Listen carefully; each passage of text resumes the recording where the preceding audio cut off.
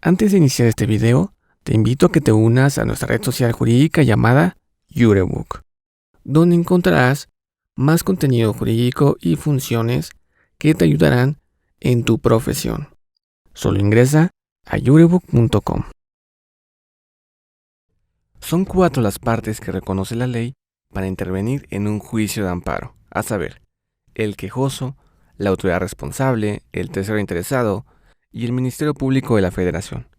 Veamos las particularidades de cada uno de estos. Quejoso.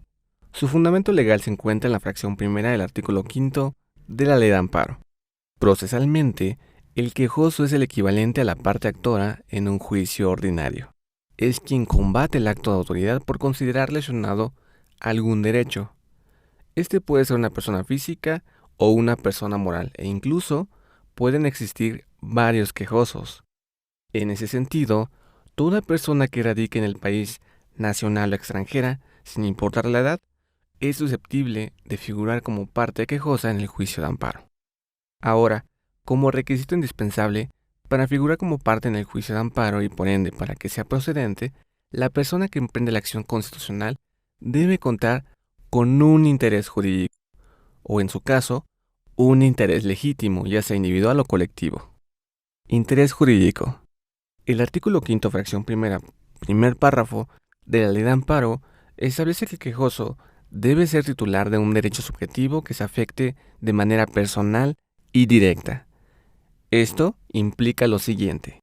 Para el juicio de amparo se identifica el interés jurídico como la titularidad del derecho subjetivo, es decir, el derecho derivado de una norma objetiva que se individualiza en el gobernado y le otorga una facultad. El quejoso debe ser titular de ese derecho subjetivo y ese derecho subjetivo debe resentir una afectación directa con motivo del acto reclamado, es decir, debe experimentarse de forma personal un daño, menoscabo o perjuicio que puede ser patrimonial o no, pero tal afectación siempre debe ser cierta o verdadera, lo que significa que debe haberse causado y ser susceptible de reparación, ser de realización continua y presente, o estar a punto de causarse en forma inminente. Así, de las relatadas consideraciones, podemos concluir que el interés jurídico consiste en el derecho que le asista a un particular para reclamar en la vía de amparo algún acto violatorio de derechos fundamentales en su perjuicio. Es decir, se refiere a un derecho subjetivo protegido por alguna norma que se ve afectado por el acto de alguna autoridad y ocasiona un menoscabo a su titular, esto es, un daño o perjuicio en los derechos o intereses del particular, reconocidos por alguna norma de derecho. Luego entonces, atento a lo que dispone los artículos 107 fracción primera de la Constitución Federal y sexto de la Ley de Amparo, el ejercicio de la acción constitucional se reserva únicamente a quien resienta tal perjuicio directo del acto o la norma general que se reclama, y a esta persona en el juicio de amparo se le conoce como quejoso o parte quejosa. Pero para que quede más claro, veamos un ejemplo.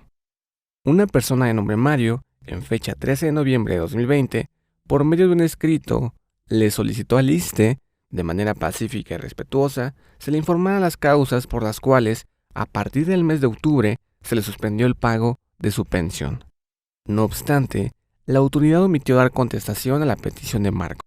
Ante tal circunstancia, Mario el 12 de abril de 2021 promueve juicio de amparo, y en su demanda vía concepto de violación alega una violación a su derecho de petición tutelado en el artículo 8 de la Constitución Federal. Además, acompaña su demanda el acuse de recibo de su escrito de petición, el cual calza el original del sello de recibido por parte de la autoridad.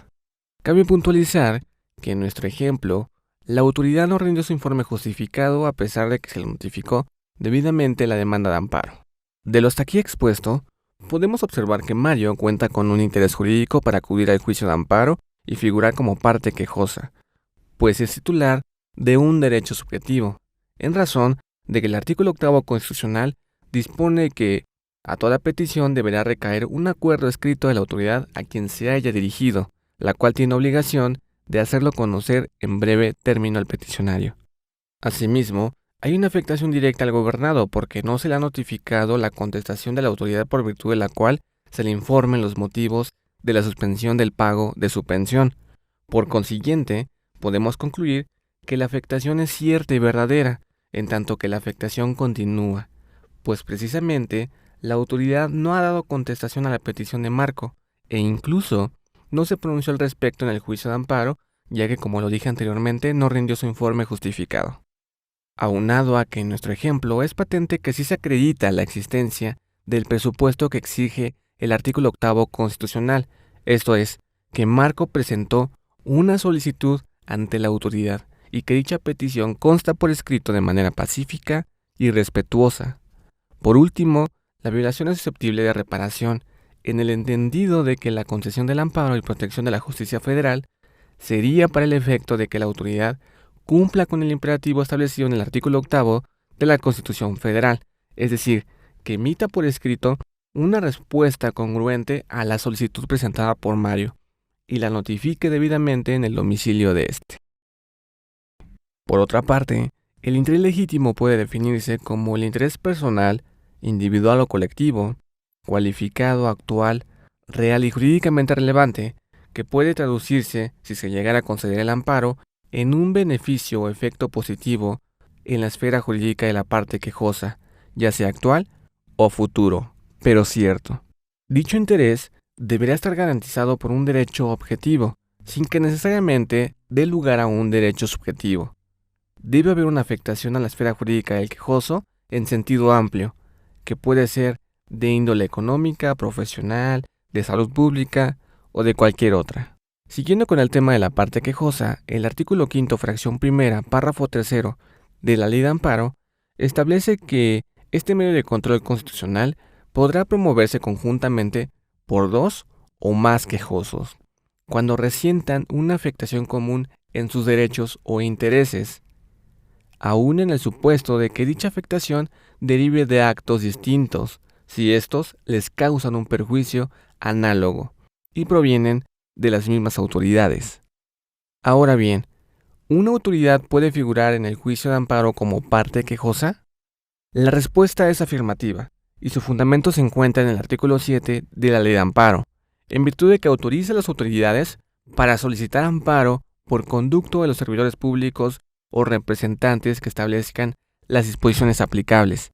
cuando la norma general, un acto u omisión, los afecte en su patrimonio respecto de resoluciones jurídicas en las que se encuentren en un plano de igualdad con los particulares. Por último, cabe agregar que la fracción primera del artículo 5 de la Ley de Amparo reconoce de manera expresa como quejoso a la víctima u ofendido del delito. Autoridad responsable. Del artículo 5, fracción segunda de la Ley de Amparo se desprende que debe reputarse como autoridad al ente que, con independencia de su naturaleza formal, dicta, ordena, ejecuta o trata de ejecutar el acto que crea, modifica o extingue situaciones jurídicas en forma unilateral y obligatoria, u omite el acto que de realizarse crearía, modificaría o extinguiría dichas situaciones jurídicas. Esto es, que autoridad es todo aquel ente que ejerce facultades decisorias, de imperio y coercitivas, que le están atribuidas en una ley.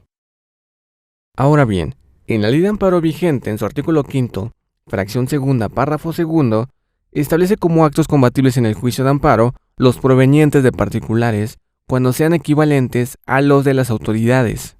La disposición se refiere a la hipótesis en que el particular realice actos alejado de su ámbito privado,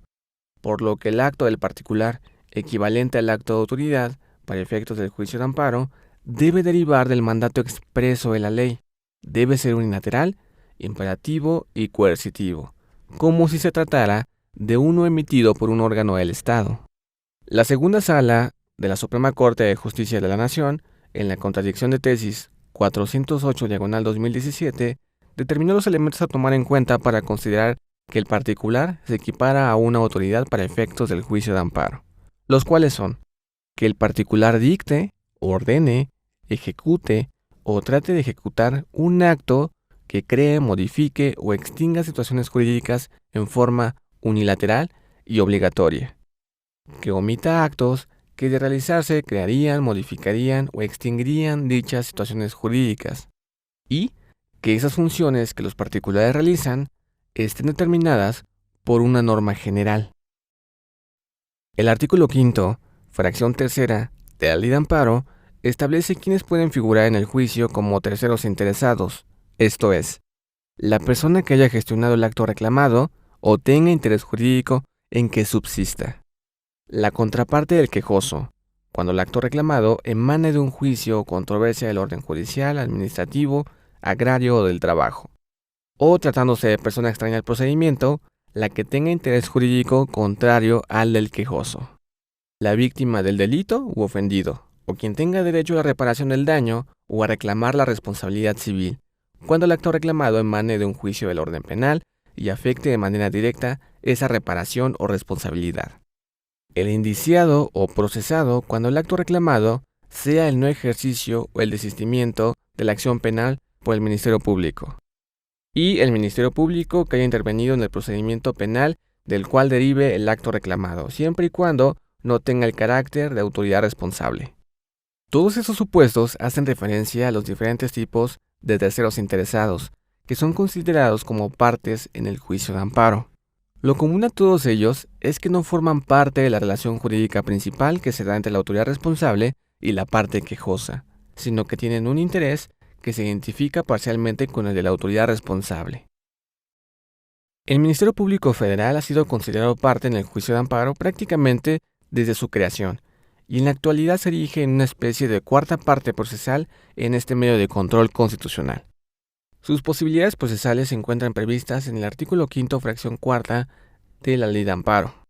Y básicamente la función del Ministerio Público Federal ha sido considerada desde el plano teórico como la de una parte supervisora del cumplimiento de la legalidad y desarrollo del debido proceso en el amparo, velando por el interés público, con el objetivo de que se observe el orden constitucional y o convencional, y se respeten los derechos fundamentales de las personas, así como también en defensa de los intereses sociales o del Estado.